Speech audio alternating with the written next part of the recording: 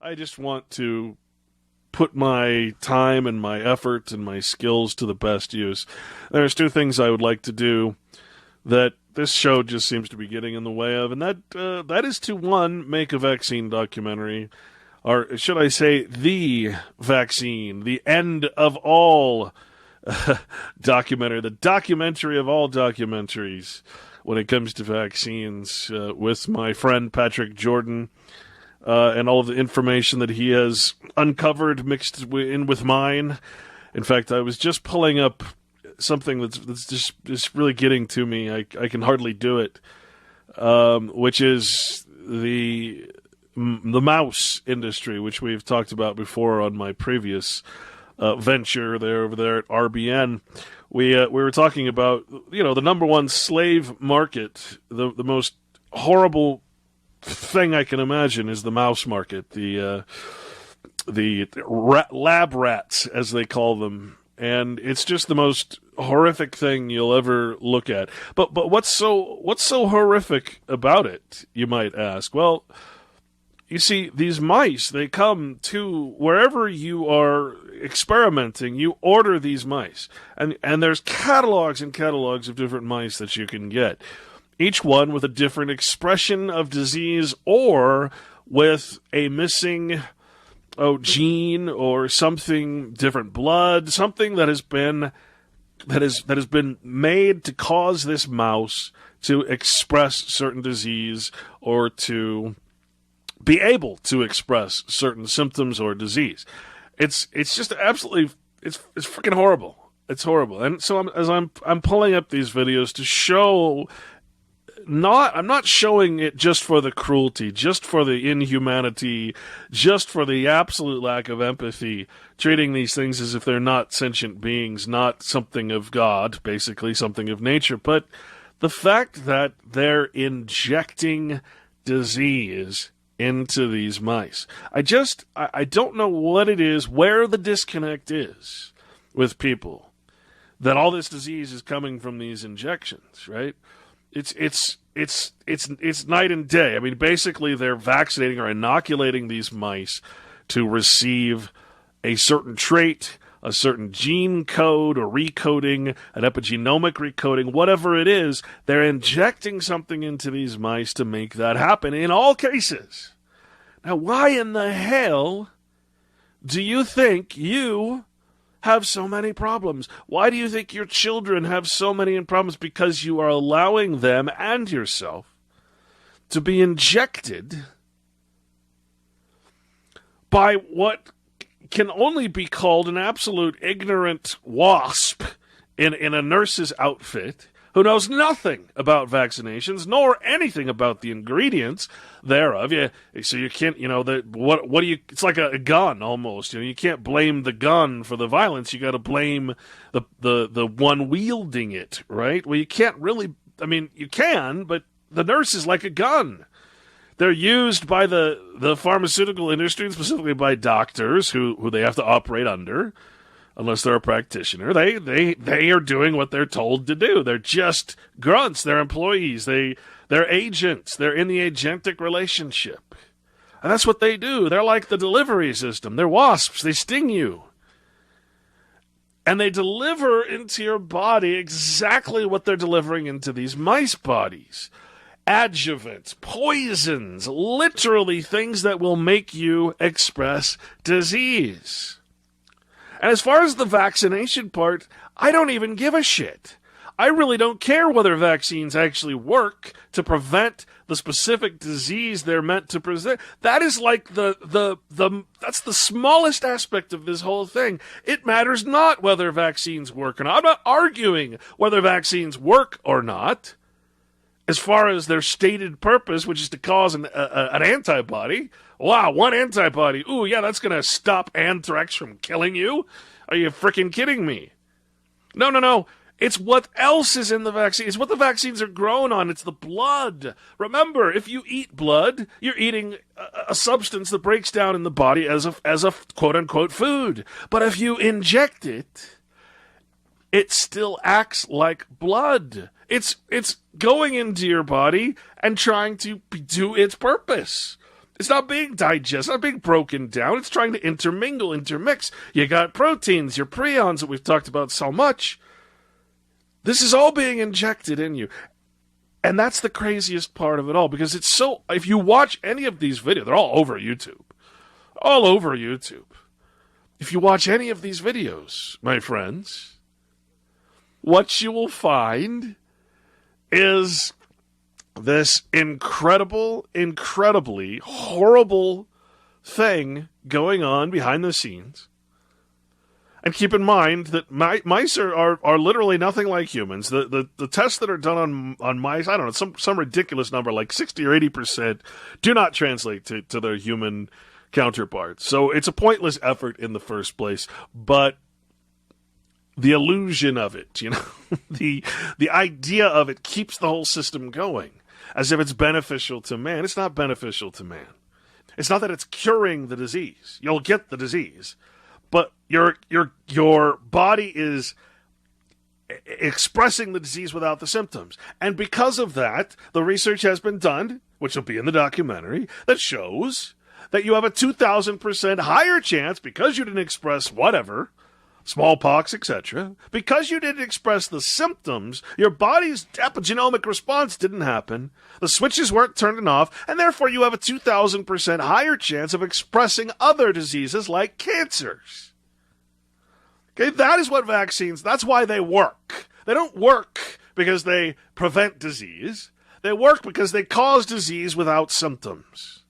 And your body, therefore, expresses antibodies. Yes, that is the definition of a successful vaccine. It expresses antibodies. Does that mean it's going to prevent the disease? Of course not. It's ridiculous. If you read the vaccine, the label itself, the insert for the vaccines, it'll tell you, we cannot filter out proteins, prions, etc. That you will be injected. And again, if you eat a protein, your body breaks it down. That's the digestive system. If you inject a protein, i.e. a prion, or blood, or anything else, guess what? That thing's going to act as it would in its natural host. I'm a cow protein. Wait, what is this? That's a human protein. What am I to do? Well, shit. We can't communicate, so I'm going to try to reprogram that cell, and oh, look what happens. Gee, I caused a disease. Don't you get it? It doesn't matter whether vaccines work. It's the ingredients that are the problem. The culture of whole organs or intact organ fragments with the intent to use cells as machinery to produce biological is called organ culture. When the cells are removed from the organ fragments prior to or during cultivation, thus disrupting their normal relationships with neighboring cell, the technology is called a cell culture. Again, disrupting their normal relationships with neighboring cells. Well, what happens when you reintroduce it into a body? Well, howdy, neighbor. Hi. It's like a black person moving into a white neighborhood. I mean, it's like, come on. What the fuck do you think is going to happen? Oh, but that's racist. Okay, a white person moving into a black neighborhood. How about when the white people came to America? What happened? Racism. Okay, whatever. If you can't see past your own genetic freaking code, I can't help you here. All right?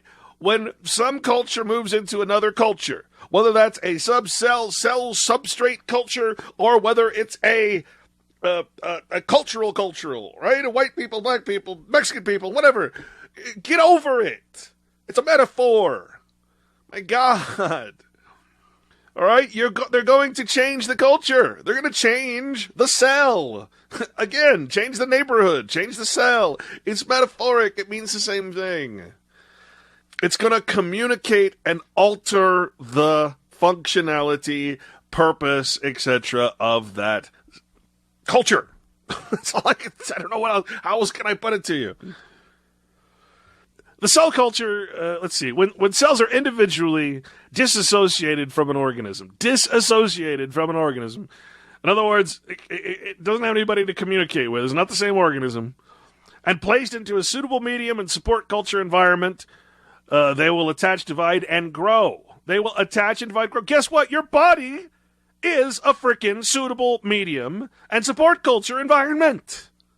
Yes, they will attach, divide, and grow. And they'll say, howdy, neighbor.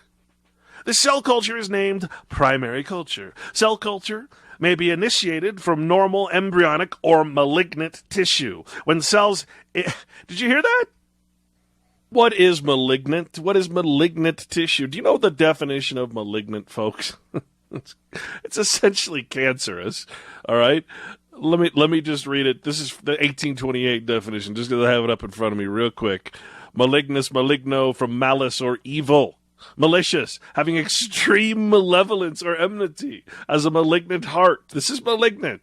Unpropitious, exerting pernicious influence, as a malignant start.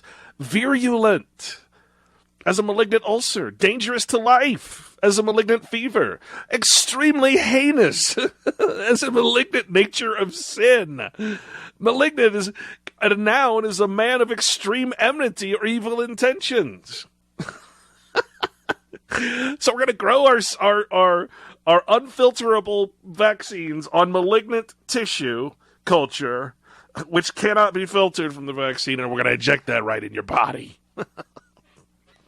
Well, God, I don't know why I got this disease. I don't know where this cancer came from. Gee, why am I so sick? Why do I have chronic fatigue syndrome? Why is my body? Why do I have arthritis? Why do I have all these things? Well, why do you think?